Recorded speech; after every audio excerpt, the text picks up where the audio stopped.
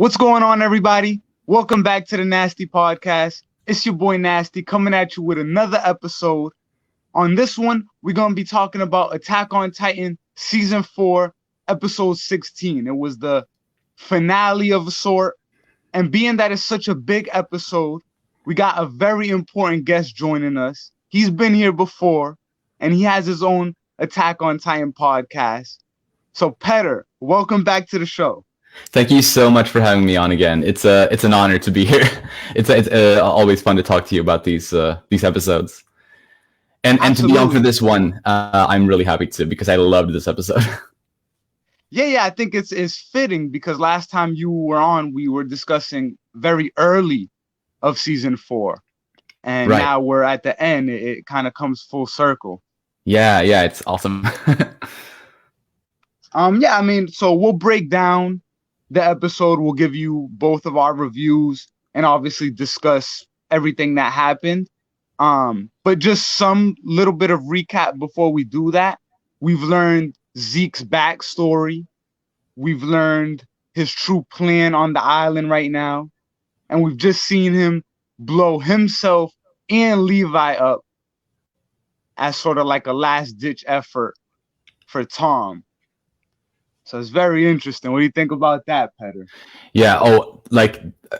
It was sad not to have to skip a week of Attack on Titan anime when that happened 2 weeks ago.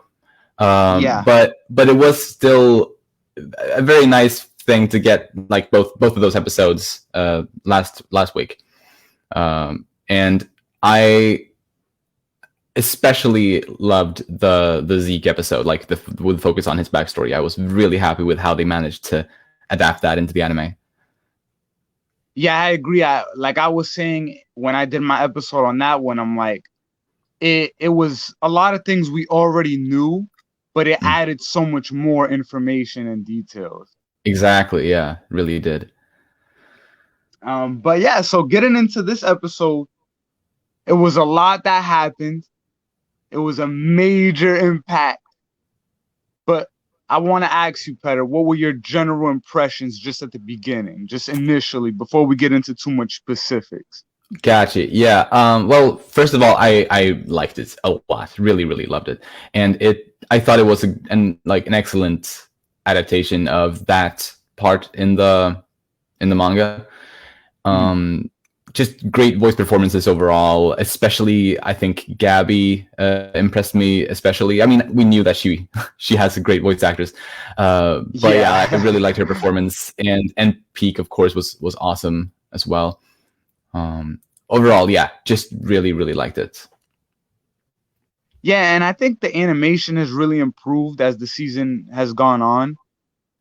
I know a lot of people were complaining about it in some of the early episodes, but I just really like how everything fits together. It looks so good. Yeah, dude, it looks amazing. I like the colors and the movements and everything is beautiful. Exactly. And something, I don't know if you noticed this as well, but it looks so much darker than Wit Studio. Yeah, it was actually duller somehow in the coloring. Yeah. I don't know how to describe it exactly, but I think I know exactly what you mean. Yeah. But I think it's very fitting given everything that's gone on in this season and where it's going moving forward. Oh, for sure. So I mean, when it starts, we see Hanji and the Yeager is traveling towards Zeke's location. Obviously, Hanji's the one who knows where Zeke and Levi are, so the Yeagers are kind of forcing her to bring them to them. And they hear Thunder Spear go off.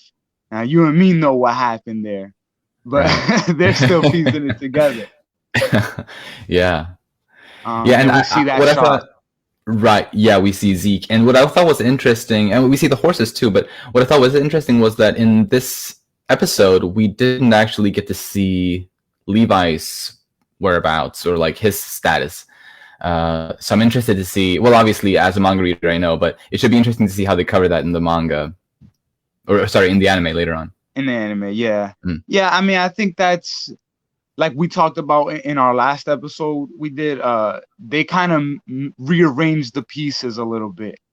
and try to keep us guessing. So I think it's a good use to make it a cliffhanger, because now everyone's gonna be like, oh well, where's Levi? You know, like what Yeah. happened Oh to yeah. him? It's so good. And like the same thing with Zeke kind of, because we see, this really morbid act with like the Titan opening up its stomach and shoving Zeke's, like the remains of Zeke's body inside of there. That's also one of these, like, it's just left a mystery right here. And I really like that. Yeah, and I definitely recall when I was reading that for the first time, I'm like, WTF is going on? You know what I mean? Yeah. Oh yeah. Yeah. Like the Titan just put him in its belly. Like I kind of thought maybe he could be controlling it subconsciously. Yeah, because it is supposedly one of the Titans that he created earlier. Right. That's what I noticed. But it was just so different, and again, so morbid, like you said. Yeah, really. But as the episode does start to begin, that's that first little clip before the credits play. We start to see a good conversation with Yelena and Pixis now sitting at the table and discussing all the events that have transpired. And personally, I think Yelena is pretty smug in that moment as she's telling Pixis, like, she knew all along and he was foolish not to just follow them from the beginning. I think she's pretty smug. Definitely, yeah. And she has really managed to like attain a new level of power and influence now with the Zeke's spinal fluid having been drunk by so many military members. Like, absolutely, they don't really have a choice. Like, they have to kind of obey whatever she says at this point. Yeah, and when she says she knew they dined together someday. Oh, yeah. I thought that was pretty funny. That is. I just love how those lines come back up, and again, she is pretty smart. I will give her that. She's very intelligent. She's very observant, and for her to put this all together, I got to give her props. Like the scouts and the military were definitely fooled. That's for sure. Yeah, and I also want to just shed a little bit of light on her voice actress, because I think she, like, the way she like delivers all of her lines and the tone in her voice and everything, like, is exactly like how I would have wished for it to be, like, even before I knew what she would sound like in the anime. It's perfect. I love the way she acts for this one. Yeah, I agree, and I think that's the case for so many of the characters that are introduced in season 4. Oh yeah. It's exactly like what we pictured when we were reading it. It just somehow fits so perfectly. Yeah, it's awesome. I know there's a couple more things we can talk about in this scene, but like I really like how Pixis notices the use of the armbands to differentiate all the soldiers, and how that's basically Marley's technique. Exactly. Yeah. And then Yelena's response to that is, you can learn a lot of things from the enemy. Which is, that I like that as well. Like, especially like coming from her, because it's like, I don't know. Obviously, her past is largely an unknown at this point. But it's just It just makes you think, like, what could she have gone through to be the way she is, and to have this kind of mentality that she has. She is incredibly reckless. Like, we saw, like, the first impression we ever got of her, back in the flashback to when she was on the boat, she shot a man in the head, and lo and behold, she does the same thing in this. Yeah, I was just about to say, as we'll see in just a couple minutes. Yeah. But no, you're absolutely right. She's very sinister in a way too. Yeah. Oh, for sure. I think, unless you have anything else to add onto that scene, I was just going to say, like, that really reminded me of how Hanji and Sanis said, like, they would be roles reversed. I know we've kind of already touched on that in later episodes or in earlier episodes, but I think her saying that you can learn from enemies, it just brings back up that tone and that theme. Right. Yeah, and it also kind of reminded me a little bit of, like, in order to... I can't remember exactly word for word, but back in like season 1 of the anime, there's like this mantra of, like, in order to defeat the monsters, you have to become a monster or something along those lines. Right, yeah, and that becomes prevalent throughout. Exactly, for sure. Yeah. Yeah, I mean, I'm really liking how I don't know if you can exactly call it chemistry because they're on two different sides of the equation, but I just Right. really like how the vibe feels. Like it's very palpable what's going on when I'm watching it. Yeah. That's Yeah. why I really like this adaptation into the anime.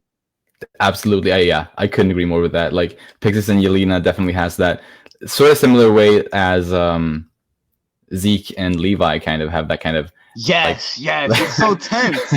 Yeah, absolutely. Yeah. So all right, Yelena says in pretty much plain terms that Zeke is gonna be the god that saves the world, and Yeah. basically they've called upon his wrath and that they deserve it. And this is again just adding on to this ideology of hers or this philosophy of hers that she really is a fanatic of Zeke and believes Yeah. in his cause, and that's all due to the fact that she feels that he saved her and gave her a newfound hope. So from just her perspective, I mean, do you think it's fair for her to think that way? Because I mean, I'm not in agreement with anything Zeke does. I'm not in agreement with anything going on right now on the island. But Right. is it fair for her to? Is that somehow justified? She's a difficult character, I think. Like she's complicated in a way. I can in a way I can see it being justified since I don't think she's justified, but I can sort of see I can understand her, I guess, is what I'm trying to say. Yeah, you gotta be careful what you say here, Pieck. The Yeagerists are listening. I know they're always listening. But what we know about her backstory with Zeke is that he somehow rescued her when she was probably about to die in some situation. It's kind of all we know. So, and that she, well, all Titans I think have kind of the potential to come off as these divine creatures, kind of depending on kind of how you see them. Yeah, and I imagine if you're being saved, if a Titan like that saves your life, I don't think it's too strange to then come to kind of praise that person as if they were a god. Right. And just how, like, you just saying that now made me think of Eren Kruger's words to Grisha when he said, anybody can be a god or a devil. All it takes is for some people to believe it. Exactly. A lot of people look at Titans as devils, but there's many people who look at them as saviors as well. Even on parody, like for a while, Eren's Titan was their savior. Oh yeah, absolutely, for sure. Yeah, that is really interesting. I hadn't thought about it in that exact way before. That's really nice. It's awesome how like everything just ties back together. Siyama's is so good at that. Yeah, it's so good. By the way, small, very brief little tangent. I don't know if you saw, but the editor of the Attack on Titan manga tweeted like a couple minutes before we started this, tweeted that Isayama has finished the final chapter of the manga. Oh wow! Like it is now actually over. Like, well, not quite over for us, but it is finished. Yeah. It's been produced. Right. Wow, that's exciting. So the news just broke on this episode. That's crazy. Right. Yeah. That's awesome, man. No, I didn't actually know that, but that's amazing. I'm both excited and nervous. Yeah, basically. Yeah, I agree. And this is that time, going into like the first week of every month, waiting for the chapters to drop. It's such a like nerve-wracking thing because those chapters always hit like crack. So it's like yeah. Oh yeah. Yeah, I'm so excited for the last chapter. But yeah, so I guess the biggest point of the conversation, getting back to Yelena and Pixis, Yeah. is when Yelena says that Zeke is going to save the world. And Pixis notices something funny about that because as far as they knew, the whole purpose was to save Eldia. Exactly. Yeah. And now, you know, that's when things start to unravel. As we know, Yelena is going to reveal the plan later to the scouts. But it's just crazy how she throws those little hints out there. Yeah. When we do transition to the next scene, we get to see like Armin and Mikasa and everybody else, but they're detained. And before I do talk about that, because a lot happens in this scene as well. Oh yeah. I want to get your thoughts on the last episode, I guess 2 episodes ago, because that's what we're coming off of now with Mikasa. She just had this conversation at the table with Eren where he told her, you know, that he hated her and stuff. And it was very, very emotional. And I was very upset when it was happening. Oh yeah, me too. now she's sitting there, you know, kind of just like stone faced. And John is trying to inquire, like, you know, what did he say? What happened?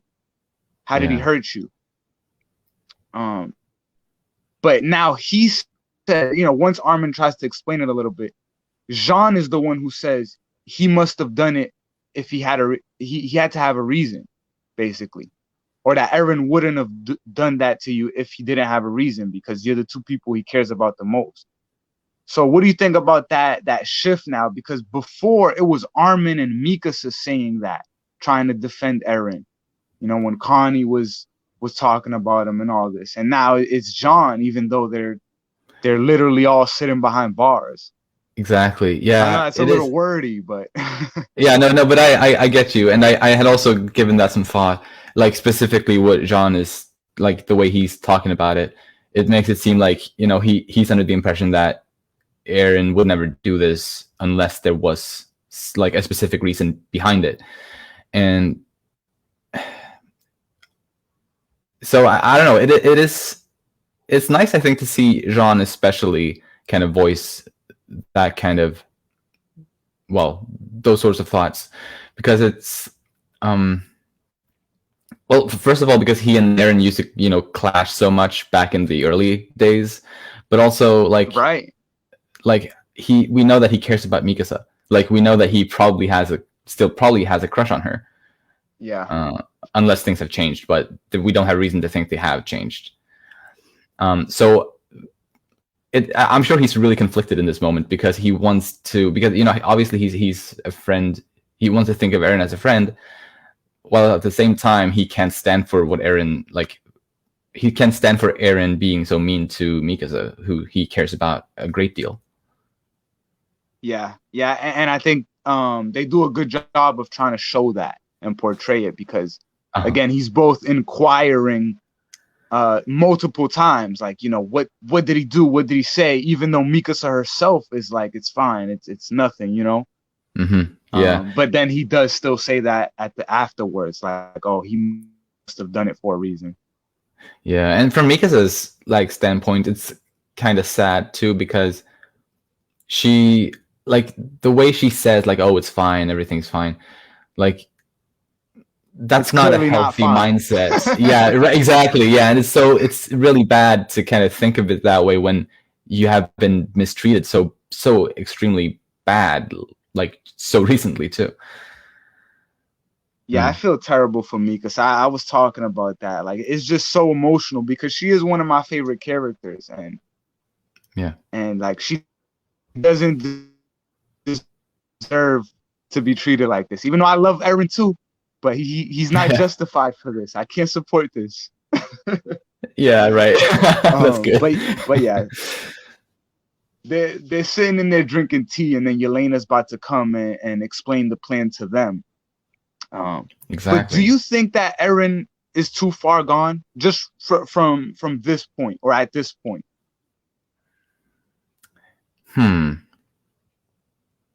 It's really hard to say, because we don't know exactly what his plan is at this point, and so I guess it really depends on what his plan is. Like, what is he actually up to? Is he following Zeke, or is he like, does he have something else in mind? Like, I could maybe see, maybe if he's following Zeke, that then maybe he could still be turned back. Like, maybe there's still hope maybe in that case. But if he has set his mind on something himself, in that case, maybe it's harder to, to get the old Eren back. Yeah, no, I see what you're saying, and I know it's a little hard to kind of to say that because it's like we know more information. Yeah. But yeah, like I think it definitely seems like he's following Zeke right now. Mm-hmm. And it's pretty unfortunate because it's leading him to do all these things like hurting Mikasa and like hurting Armin. And it's just really hard to watch. For sure. Another thing that was pretty hard to watch. Oh, or did you have something there? No, yeah. Go ahead. Right. No, I was just going to mention I think his name is Graze or something like that. The guy who starts like trash talking Sasha in front of Niccolo and the others. Yeah, talking racist and all that about Sasha. Yeah, so like he's so rude, like incredibly. Yeah, that was pretty hard to listen to, and I kind of feel like what Yelena did there like might have been the best thing she ever did. Even though I know, right? Maybe a bit extreme, but still, like he had it coming. I mean, yeah, like you mentioned earlier, it's just so true to form. Oh yeah, for sure. Her to do that, and but very unexpected at the same time. Like I didn't see it coming. Yeah, totally. It's so out of the blue, kind of. And just one little thing about the manga and like equivalent of in this same scene. Yeah. In the manga, you can actually see like pieces of his brain splattered on the floor after he's like shot down. Mm-hmm. Mm-hmm. So it's very gory, kind of. They kind of censored it out in the anime. Yeah, I mean, a lot of things are very explicit when you see them more in the manga, but I think just the connotation of this happening in front of your eyes is like, oh my God. Like I don't even know how much more I need to see. But I agree. I do remember how gory this was when I was reading it. Uh-huh. But when Yelena tells them the plan about Zeke's euthanization and all that, Armin starts to cry. Yeah, I wanted to ask you about that. Like, why would he cry? I'm still a little bit confused. I have my own theories, obviously, but I want to hear your thoughts. Well, the best thing I can think of, and this also goes for back when I read this in the manga the first time, is that it's pretty like I would never believe that Armin would actually be touched by those sorts of words from Yelena. I would never believe that. So the only option that I can see is that it's crocodile tears that he's shedding in order to maybe in some way try to earn Yelena's trust in some way. Yeah, that's what I'm thinking. So yeah. Okay, I see what you're saying then. Right. Because it's like, why else? Like he says he's touched by the fact that she really cared or something along those lines. And I'm just like, really? Right. I don't know. I mean, maybe. I mean, Armin can be a pretty emotional guy sometimes. But, I mean, if I recall, I think you did talk about this a little bit when you did your episode on the manga chapter. Oh, we actually didn't. We hadn't started Teatime actually when this chapter came out. Okay, you started like 122 maybe, or 119. So it was like three chapters later, like after where we are right now, or something like that. Okay, I don't know. For some reason, maybe I was just listening to another podcast. I thought I heard you already talking about this. Yeah, I think we had talked about this scene though. Just talking back about that's it. So, probably why. Right. Yeah, I think so. But yeah, I think it has to be part of some scheme or some larger plan. That's just my only honest thoughts on it, because I can't see any other way. Because in the manga, you see him kind of look at Yelena once the other soldiers run in. I guess he's trying to gauge her. Maybe he's trying to gauge her reaction. But in the anime, that's not really that clear. It looks like he kind of looks in the same direction as everyone else. Yeah, exactly. He looks up from like his crying, but we don't really. It's hard to tell exactly where he's looking exactly. Right. Yeah. So I'm not sure. Maybe we'll get a little bit more to that. Maybe not. As far as we know, there's still more to be revealed about Yelena. And that's not spoilers, right? So yeah, no, for sure. She is a big mystery. yeah. So but I guess moving on, we can, unless you have anything else you want to say about that. Nothing. I'm done with the scene. All right, yeah. So we can move on to where Gabby's sitting in her cell alone. Yeah. Kind of questioning everything going on, and like. I never thought I would actually feel bad for Gabby. Like the anime has really made me sympathize with Gabby in ways I never would have imagined, because I was very much in the camp, like when I was reading it, that I did not like Gabby. You know, I damn near hated her. But it's just now when I'm watching it, for some reason I can understand her a little bit more. Maybe it's the voice actor. Maybe, you know? But right. I honestly... I really like Gabby's character a lot more. I'm really glad to hear that. I've definitely been a big fan of her since the Marley arc in the manga. But I do know that she has had a lot of opposition from the fandom. But I think I definitely agree with you how like the anime manages to make a lot of characters just come across as more interesting and more appealing in various ways. I heard several people saying after they had seen the previous week's, like last week's episode about Zeke, how they liked his character much more than they had from just seeing that in the manga and stuff like that. So I think a lot of characters are they get a good treatment in the anime. Yeah, absolutely. I mean, I coming off the top of my head now, I remember our last episode when we were talking about Reina. That was another character I never thought I'd sympathize with, but I just those first couple episodes really gave me that feeling, even though he was someone that I looked at as an enemy for so long. Gotcha. Yeah, and exactly. In his case, it's definitely true that starting off, he didn't start off as an enemy, but he became an enemy pretty early on, and yeah, exactly. So like to switch from that into thinking of him as a good person is, I can understand how that can be hard, and it was a bit jarring for me too. I definitely remember the very big first chapters of the Marley arc, but throughout the Marley arc, when I read the manga, that was when he became my favorite character for sure in the series. Yeah. Nah, Reina's cool. I can't hate. Right. But awesome. I guess that's a really good transition, talking about enemies and or allies and enemies. We have Eren walking into the room, and he basically tells Gabby that if she wants to save Falco, she'll have to put out a fake distress call to try and snuff out all the Marleyans that are on the island. And right in that moment, sneaky Pieck walks in and kills the soldier that's there. Yeah, and, I love that. Holds Eren at gunpoint, and I'm just like, wow. Yeah. That's one of the things that I love so much about Pieck is just she does the job. She comes in, doesn't hesitate. She just stabs the guy in the throat, and she points the gun to Eren's head. It's it's also in one motion, efficient. Yeah, for sure. I really like that.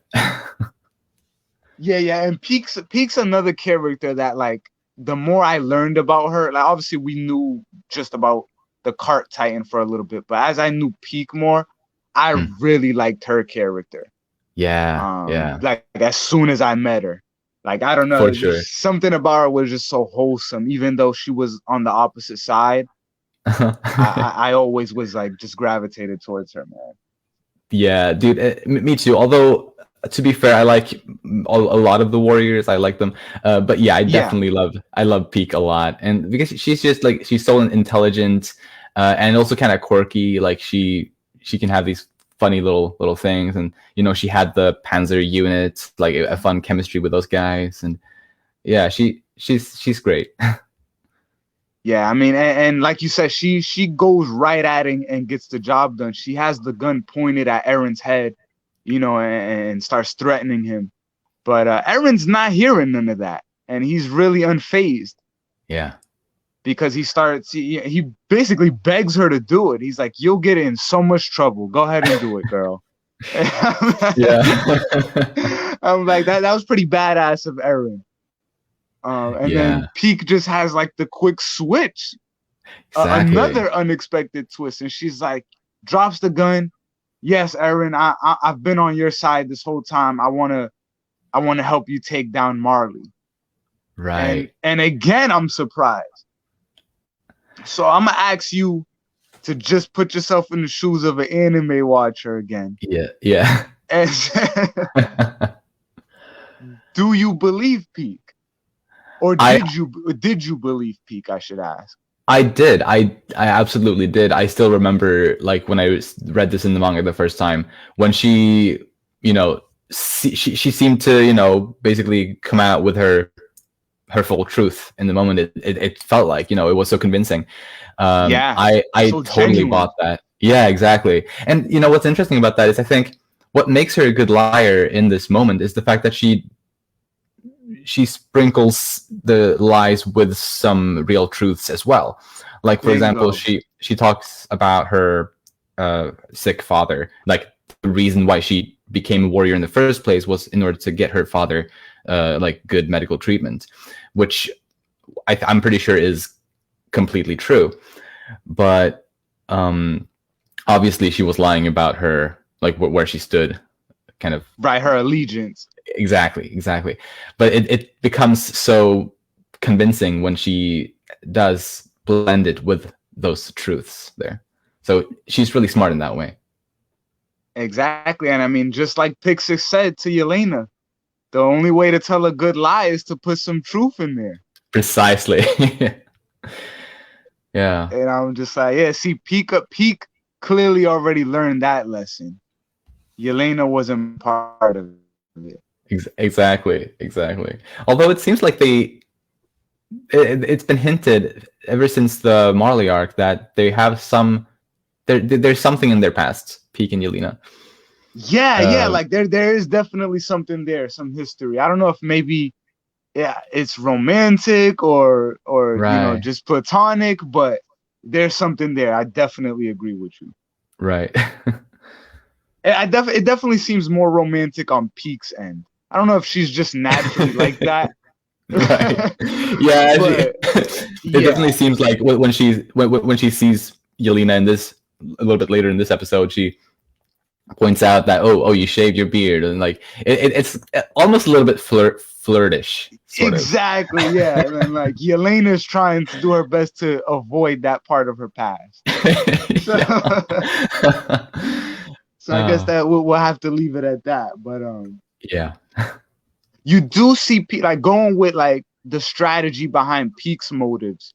You see her start to try and like pick apart Eren's plans, or that's at least how I took it, because she starts asking him about Zeke's abilities, and like it's almost like when she says, like, do you know what's the meaning behind his abilities? And Eren doesn't really say much. She's like, oh, like, I thought you would have known. You know what I mean? Yeah. It's almost like trying to bait Eren into telling her more than she actually knows. Exactly. And I think Eren notices that. Yeah, he's definitely on his guard. But one of the things that made me believe Pieck a little bit less was when she waves to the crowd, and I noticed Galliard there. Exactly. Yeah. So I don't know. Go ahead. Go ahead. I was just gonna say about that. I thought in the manga he was a little bit harder to spot. I thought. That's what I was gonna say, because I'm like, I do not remember seeing him when I read that. I remember that exact panel where she waves and she's like, "Hey there," or "Hi everyone," but I do not recall seeing Porco there. So I gotta go back and look in my books. Yeah, yeah, because he definitely it was basically the same thing, but I felt like they had it a little bit more zoomed in here in the anime, so he was definitely easier to spot there. Yeah, and maybe it feels like there were less people in the crowd of soldiers. Maybe that too. Yeah. In the anime, so yeah, like because when I saw the anime, I'm like, holy crap, that's Galliard, or it's a dude that looks exactly like him. But I was definitely like, no way, like that's definitely Galliard. So, and it made me instantly think back to the manga chapter. Yeah, for sure. But yeah, so yeah, I was gonna ask you, did you notice? So you did. That's good. For sure. You were more attentive than I was. Clearly, I was too shocked. Right, and I think if you, in the manga at least, if you just read it relatively fast, it's super easy to miss him there. Like, because he is really well hidden, I think, in the manga. Well, he's not necessarily well hidden, but he's just one of a lot of people, and yeah, he's harder to spot there, definitely. Yeah, no, but I really like it though. I like how the anime is making me notice or miss things I didn't notice in the books. Oh, yeah. You know what I mean? I love that. Yeah, it's awesome. But yeah, so they're walking up, or Gabby is handcuffed to Pieck, and they're walking with Eren up to the roof. Eren basically tells Pieck that the way she can prove her loyalty is by pointing out all the enemies and all the Marleyans that must be hiding. And at this point, we have to only assume that they're already there. If Pieck has been there for a few episodes now. Yeah. So when that happens, it's this big tense moment. Oh, it's so Gabby good. and Pieck go to the edge. And when I really didn't know what to expect, because I'm like, okay, is she gonna point at like one particular place? Right. Is she going? You know what I mean? But all the questions are soon answered. She's definitely gonna point at one particular place, and that's at Eren. Yeah, her enemy. Yeah. her enemy. So yeah. How do you feel about that? Did that like bring it back to normal Pieck for you? Like this is true Pieck? Well, yeah, like that was definitely the moment when it's like for sure, okay, yeah, she was bluffing. So absolutely. But I just want to praise that part of the scene for a moment, because I just love, especially, well, there's a lot to love about it, but the sound design and kind of the use of music, or the non-use of music as well. Basically, like when she's standing there at the edge of the roof and Eren is standing in the middle, and it's just this super tense, as you said, moment, and it's just silent. Like you can just hear the wind blowing. That's all you hear. You can maybe hear the rattling of the chains on the handcuffs a little bit, but like it's so quiet and just so tense. And then when she points at Eren, and there's like, it cuts to Eren's face and the music starts, and it's the same music that was in the first episode and also in the trailer for the season, and just hearing that music come back again, it was like, oh, this is gonna be hype. It's like a slow crawl and just a slow build. Exactly. I love that build up too. It's so good. And again, like the music and not use of non-music does make it feel so real, but also like the cuts to everyone's faces, from, like you said, Eren, but to Pieck and Gabby and Yelena and Onyankopon and the random soldier that's just standing there, like, all of that is just like, because everyone's just waiting. I love it so much. But yeah, I mean, and then we know what happens right after that, the big moment that sparks off the climax. When Galliard appears from beneath Eren and bites his legs off. And then, Eren transforms. But, Galliard must have killed a bunch of soldiers under there before he did that. Oh, yeah, I didn't even think about that. Of course, yeah, for sure. Like, now I know that, because I know he was there already. Now it makes sense how he appeared under there. Yeah, totally. But yeah, this is where the fight begins, or like, as Obi-Wan said in Star Wars, this is where the fun begins.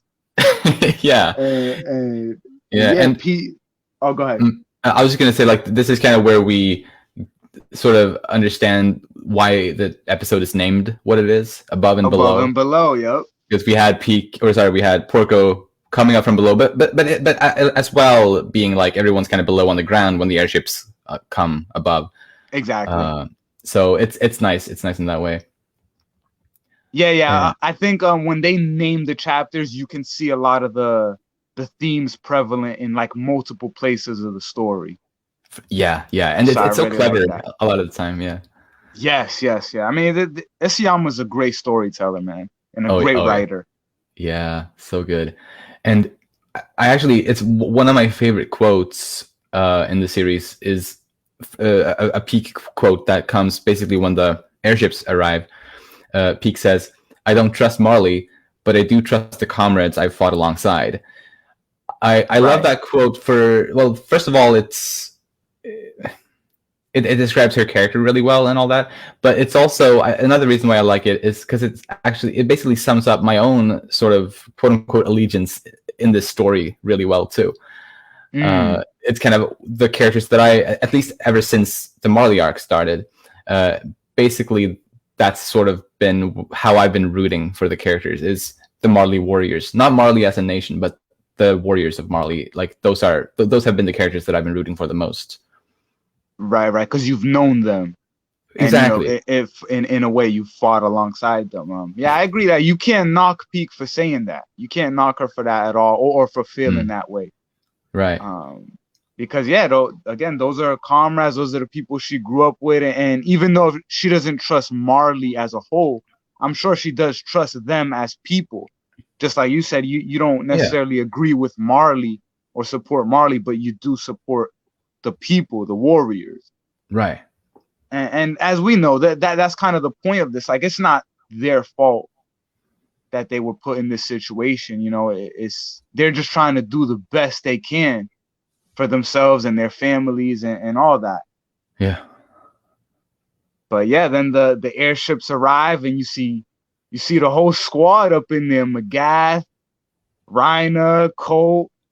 Yeah. A lot of Marleyan soldiers. They're ready for battle. They're coming strapped up.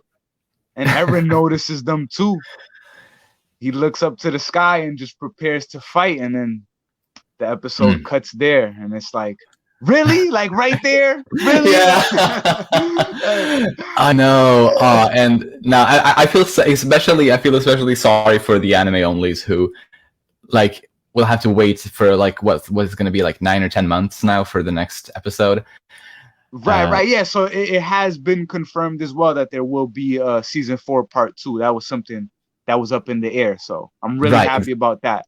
Yeah, I'm so happy too. And honestly, it's not that long of a wait, all things considered. You know, we got to understand that animating takes a long time. So I was pleasantly surprised by it being actually such a short period of time. I would have expected over a year wait. Yeah. I mean, it will be there in no time.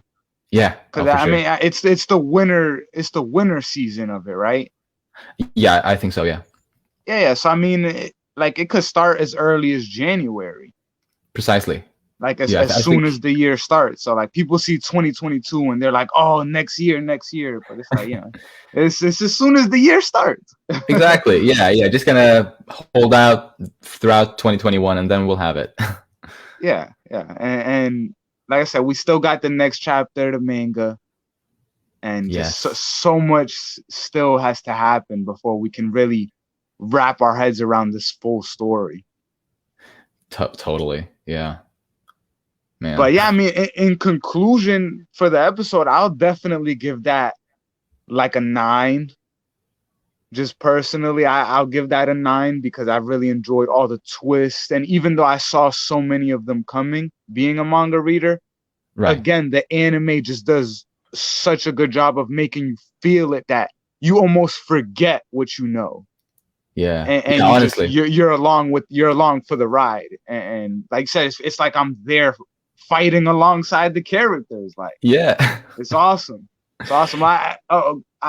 Another thing I just thought, like, we were talking about characters we didn't like and then grew to like. Someone that is true this season for me is also Flock. because he's become one of my all-time favorite characters, and he was Oh someone I yeah. used to dislike so much in the early Yeah. seasons. But yeah, Yeah. I have to applaud this episode in particular for doing that, but this season in general as well. Oh yeah. Oh yeah. Like, thank you, Mappa, so much Yeah, for real. for giving us this.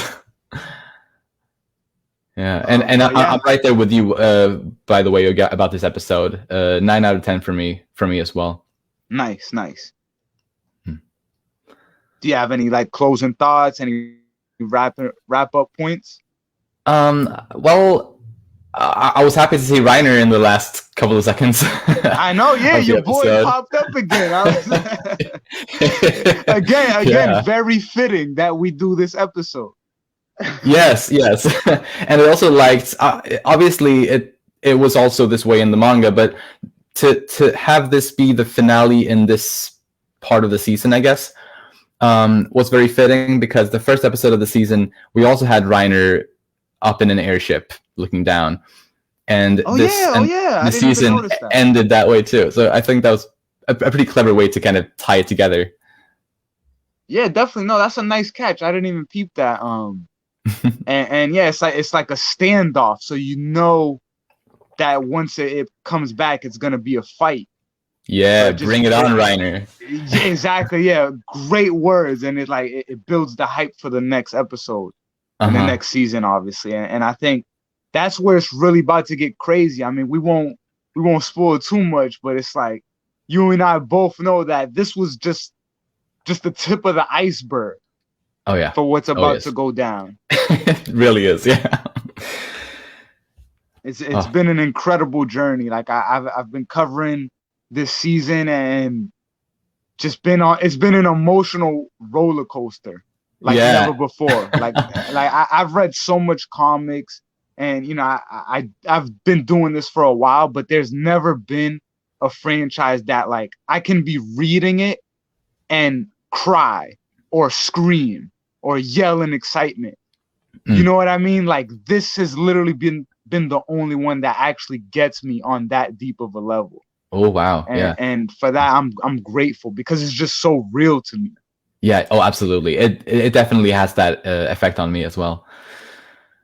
It's awesome. Yeah, absolutely. I mean, I'm just so excited. I can't wait. I can't wait, but I'm not in a rush for April 8th. I'm not in a rush. Right. Yeah. I mean, it's gonna be there. Like, it's gonna be there in a flash. Like, it's next week. Next week, the manga. Pretty much. Yeah. Pretty much. So soon. Yeah. No, and I'm excited to hear you talk about it on your podcast as well, Titan Teatime. Oh, thank you so much. Yeah. I guess if we want to, are we done talking about the episode? I guess we are. Yeah. I mean, we can wrap it up there. I mean, thanks for coming on for this episode. It's always a pleasure. I'm always excited to hear your thoughts, and anytime we get into the discussions, it's always a hell of a lot of fun. I had a blast talking about this episode, like last time too, but I think I enjoyed this one more. Like, I don't know, this was a lot of fun. And speaking of my Attack on Titan podcast, Titan Teatime, I was actually, well, we have touched on it a little bit before, I think, in private messages, but I would love to have you on there at some point, because we are going to continue Titan Teatime after the manga is over, and we're going to do some special episodes with different little focuses, and I would love to have you guest on an episode there if you'd like. Yeah, no, that sounds awesome, and I'd be honored to be there. Absolutely. Awesome. I'm glad to hear that it's going to keep going, because Titan Teatime has kept me going for a long time. Like I've been tuning in. Like I always love to hear your thoughts, and I'm pretty sure I told you last time, when I'm listening to you and James discuss, I find myself pausing the video and just talking out loud for a sec. Like, just because I need to just say, like, yeah, I agree, or no, it's like this, or you know what I mean? Like, so right. It's awesome to now have you here in live action, and we can actually do it. Yeah, this is great. But we'll definitely keep in touch about that, because I'd love to have you on for an episode there. Yeah, I'm so down. And thank you again for having me on a second time on your podcast. It was a blast. I really, really had a lot of fun. Thank you. No, thank you for coming, and you can. Oh, you're always welcome here. Absolutely. Thank you. The viewers had so much positive reaction when you did do the Reiner episode with us. So Oh, you nice. are always welcome. I'm sure they love hearing your thoughts. You know your Attack on Titan. You know your SNK. Like it's very obvious. So my hat's off to you. Thank you. But yeah, Yeah. that being said, we'll wrap it up here. Make sure you guys check out all the previous episodes so you know what's going on. Don't just Mm. jump in the middle of the Yeah. season and try to piece it together, because Attack on Titan is the one franchise you're not gonna be able to do that with. Yeah, it doesn't work like that. And also make sure you go check out Titan Teatime, Petter and James.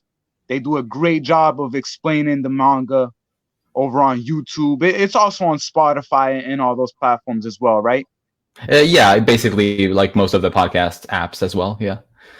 All right, yeah. So pretty much anywhere you guys would find the Nasty Podcast, check out his podcast as well. He's doing Umami Manga right now, talking about a lot of other mangas as well, right? Oh yeah, that's true. We started back in December. We started Umami Manga, which is basically we talk about any kind of manga series we feel like. So right now we're covering Kaguya-sama Love is War and Fruits Basket, but there's going to be more there in a couple months. We're going to start a couple other series there as well.